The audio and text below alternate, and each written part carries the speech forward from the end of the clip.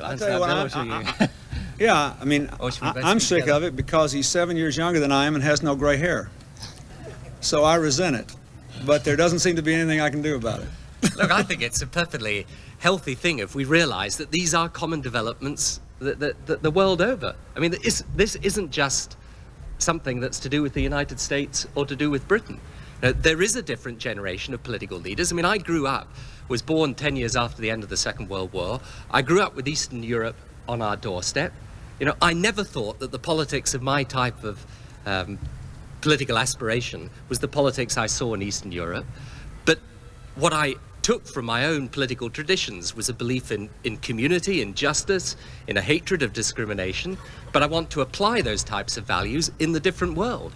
Now, if you take the welfare state, which we're trying to reform now here in Britain, and which President Clinton's done so much to reform in the United States, we believe in the values of that, but 1997 is not 1947 or 1937. So that's why the New Deal has to be updated for today's world, the welfare state has to be updated for today's world. And in Europe, you'll find the same issues being addressed today. Prime Minister, are you the student in this relief? Well, I think we can both learn from each other and develop together, and I think this is good. But I would pay tribute to the way that Bill Clinton blazed the trail in this area.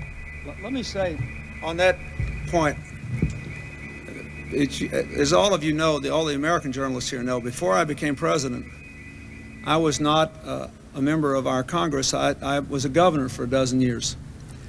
And the founding fathers of the United States wrote in the Federalist Papers that they expected the states to be the laboratories of democracy, which is an elegant 18th century way of saying that all governors should be students of one another. They should borrow from each other shamelessly. They should learn from each other without arrogance. And what I think is, if you get a generation of leaders, and it's not necessarily determined by age, I consider Prime Minister Kok in the Netherlands in this category, a little bit older than we are, the young Prime Minister of Portugal, a little bit younger than we are, a number of others, who are thinking in the same way and trying to move toward the same place and recognize, have a common understanding of the kind of changes that are sweeping through the world, then we should fairly be expected to, in fact, our people ought to demand that we do the best we can to learn from each other and cherish that, celebrate that, and say that nobody's got all the answers, but if we can get our countries headed in the right direction, free people usually do the right thing if they're going in the right direction. Eventually they figure it out. Yeah. The United States has played, and I've no doubt will continue to play, a helpful role. And we obviously are carrying forward the process. We want to make sure that we can get into all-party talks. We've laid down the conditions for that.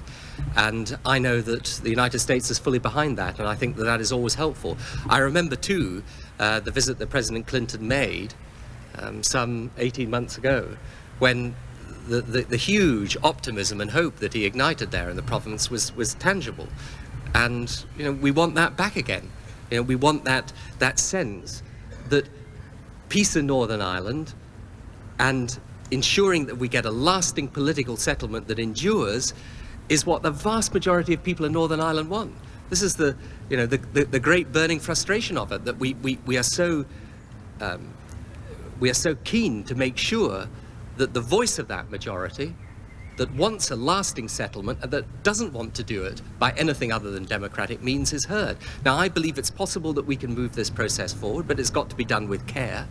And I'm sure, as they've played a helpful role before, the United States will play a helpful role again. Obviously, I think that Sinn Féin should participate in the talks, and I think the IRA should meet what I think has to be the precondition. You can't say we'll talk and shoot. We'll talk when we're happy and shoot when we're not.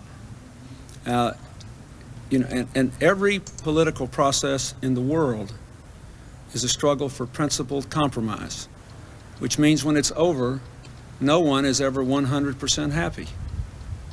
So that is a decision that obviously all of them will have to make. But the people there do not want to be led in a destructive path anymore. I'm convinced the Catholics don't. I'm convinced the Protestants don't. I'm convinced the young are more insistent than the old. And to trap people in the prison of those past patterns, we talk about changing economic policy. A far greater tragedy is to move into the wonders of the 21st century with the shackles of what can only be characterized as almost primitive hatred of people because they are of different religions than you are. Promised you next. I'm sorry. Then we'll go. Go ahead. I apologize. My memory's not what it used to be. You're older. You know, what we decided to do when we created New Labour was to be honest with people. There were certain things the 1980s got right, an emphasis on enterprise, more flexible labour markets. Fine, accept it. They got it right. You know, there should be no mileage in trying to undo things that are basically right. But there were some very fundamental things that were got wrong. Education, the creation of a large pool of people, an underclass cut off from society's mainstream. A negative, isolationist view of foreign policy. You know, these things we change. Over-centralized government. These things we change. And what is different about it, and I think potentially exciting and radical about it, is that it does try to get past a lot of the divisions of the past. And you know, you go out there and you talk to people in the street about what concerns them. I often think that people are 1,000 miles ahead of the politicians. I mean, they know that what matters to them is to get their schools right, their hospitals right, tackle crime in their streets. They know that there are certain things that government can't do about jobs and industry, but certain things they can do. They want us to do those things.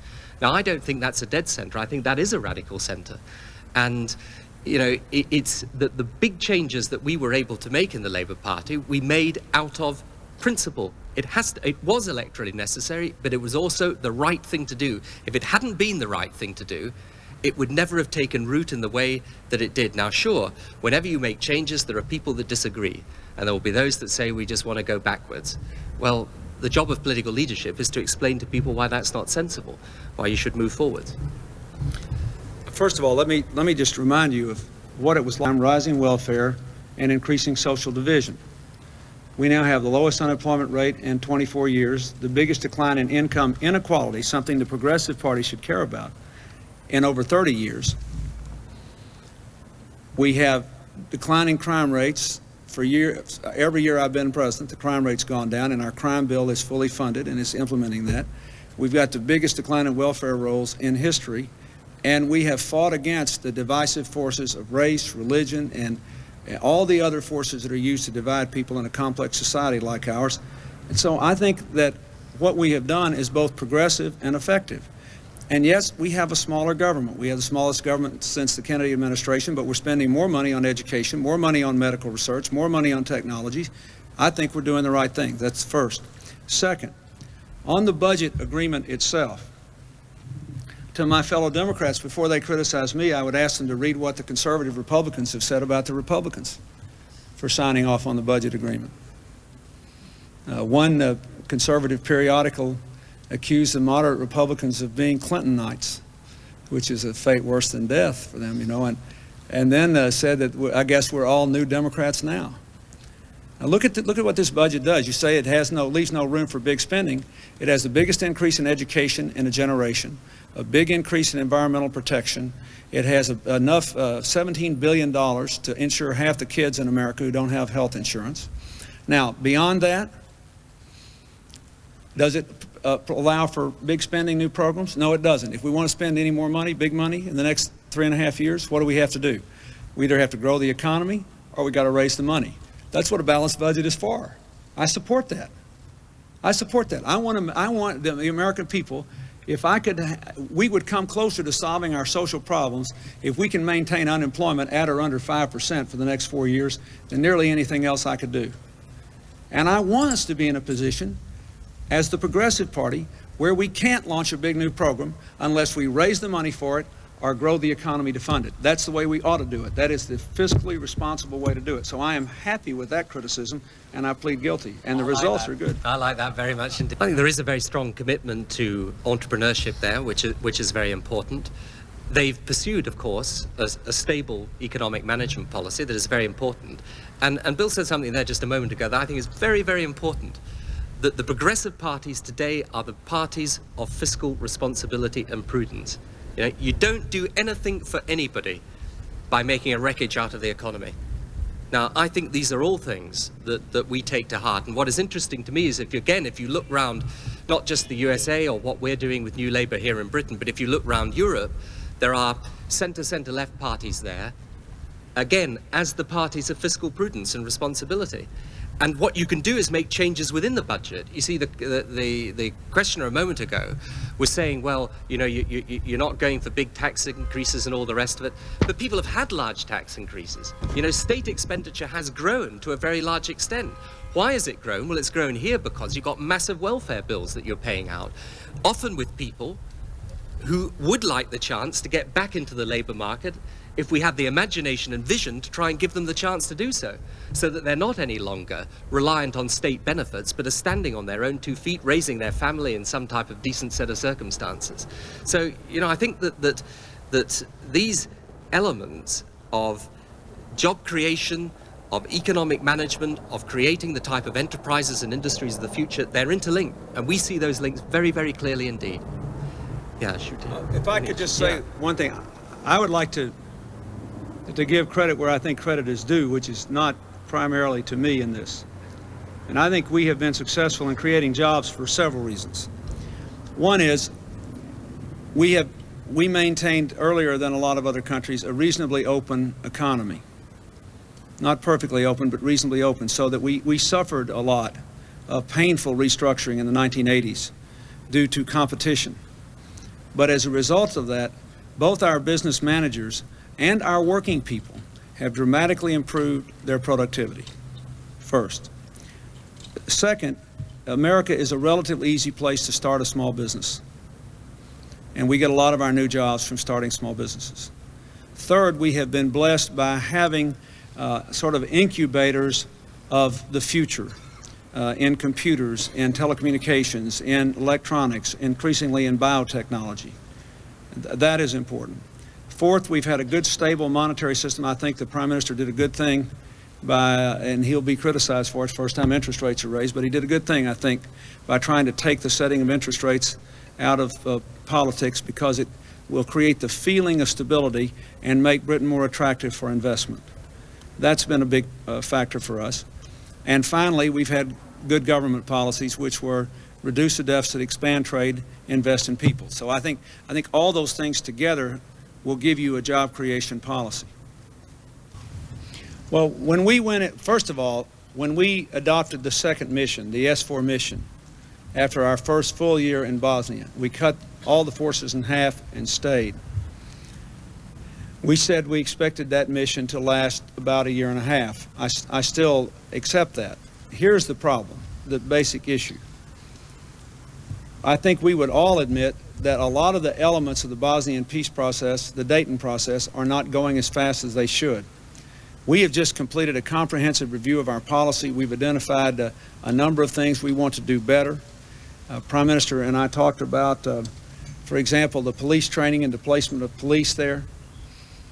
If you look at what our military people do today, since we are not presently today actively involved, for example, in escorting and protecting refugee returnees, a lot of that could be done by civilian police if we were on schedule. We're not on schedule. We're not on schedule in the economic implementation. We're trying to put very hard, all of our allies, we're trying to put together a team that will get us back up and going. And so I would agree to this extent with the Prime Minister, which is that I don't think we ought to be talking about how we're going to leave. I think we ought to be talking about what we're going to do tomorrow and next week and next month. And if we work like crazy in the next 13 months, do I believe we can fulfill our mission and that they can go forward? Yes, I do.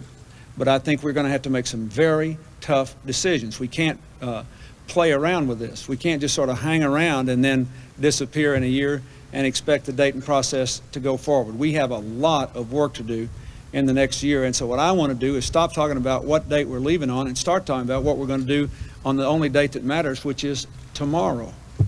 I agree with that very strongly indeed. One last question, Andrew. There. President Clinton, Andrew Rawnsley,